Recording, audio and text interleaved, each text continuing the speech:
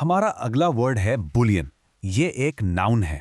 Boolean इसका मतलब है सोना या चांदी अपने बिल्कुल प्योर रॉ फॉर्म में। जैसे आपने फिल्मों में देखा होगा ना, सोने की बड़ी बड़ी ईंटें या बार्स, बस वही है बुलियन। इसकी सबसे खास बात यह है कि इसकी वैल्यू उसके डिजाइन से नहीं बल्कि सीधा इसके वजन से, इसके वेट से आंकी जाती है। The central bank increased it's reserves of gold Boolean. तो इसका मतलब क्या हुआ? इसका मतलब है कि सेंट्रल बैंक, जैसे अपने इंडिया का रिजर्व बैंक ऑफ इंडिया है, उसने अपने सोने के भंडार को और बढ़ा दिया है। पर ये बैंक्स इतनी सारी सोने की ईंटें यानी गोल्ड बुलियन रखते क्यों हैं? ये किसी भी देश की इकोनॉमी के लिए ना एक सिक्योरिटी ब्लैंकेट की तरह काम करता है, एकदम सेफ इन्वेस्टमेंट जो मुश्किल वक्त में देश के काम आता है। Investors often buy silver bullion as a hedge against inflation. hedge against inflation, ये थोड़ा टेक्निकल साउंड कर रहा है ना। चलिए इसको सिंपल बनाते हैं। जब महंगाई यानी इन्फ्लेशन बढ़ती है तो आपके पास जो कैश होता है उसकी कीमत कम हो जाती है।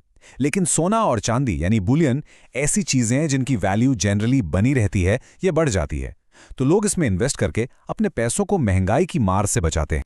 The treasure consisted of ancient coins and several bullion bars. देखिए, ये सेंटेंस तो कॉइन्स और बुलियन के बीच का फर्क एकदम साफ कर देता है। सोच के देखिए, एक खजाना मिला, उसमें जो पुराने सिक्के हैं उन पर कुछ डिज़ाइन बना हो सकता है, उनकी एक हिस्टोरिकल वैल्यू हो सकती है, लेकिन जो बुलियन बार्स हैं वो बस सोने या चांदी के प्योर ठोस टुकड़े हैं जिनकी कीमत सिर्फ और सिर्फ उनके वजन से है। Global demand for gold bullion surged last quarter, reports the World Gold Council. ये वर्ड आपको फाइनेंशियल न्यूज़ में बहुत सुनने को मिलेगा, बिल्कुल इस तरह। इस हेडलाइन का सीधा सा मतलब है कि पिछले 3 महीनों में पूरी दुनिया में सोने की ईंटों की खरीद फरोख्त में जबरदस्त उछाल आया है। तो अगली बार जब आप न्यूज़ देखें तो इस बुलियन वर्ड पर जरूर ध्यान दीजिएगा। तो चलिए आप जल्दी से बुलियन के कुछ सिनोनिम्स यानी समानार्थी शब्द और एंटोनिम्स यानी विलोम शब्द देख लेते हैं। इसके सिनोनिम्स हैं इंगिट, जिसका मतलब भी वही होता है बार या ईंट, और प्रेशियस मेटल। अब इसके ऑपोजिट्स यानी एंटोनिम्स क्या हैं? वो हैं कॉइनेज यानी सिक्के और ज्वेलरी यानी गहने। अब आप सोचेंगे ज्वेलरी ऑपोजिट क्यों?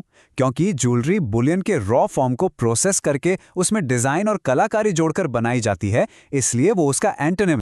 बस आज के लिए इतना ही। मिलते हैं नेक्स्ट वीडियो में। Happy learning.